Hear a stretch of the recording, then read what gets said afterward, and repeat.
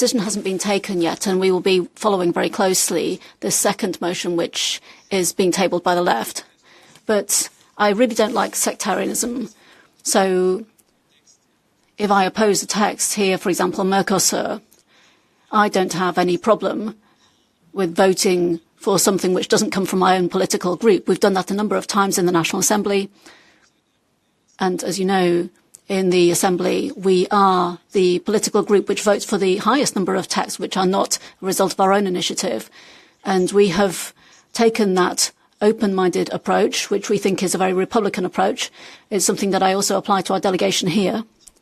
So if a text rejects an agreement that we think is dangerous for our farmers, then of course that's something that we can support, no problem.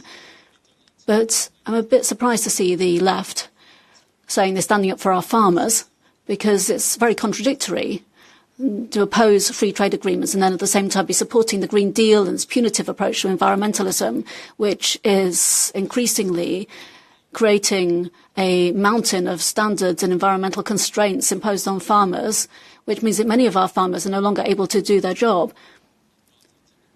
We promised that we wouldn't be banning pesticides without competitive alternatives. That's not been the case.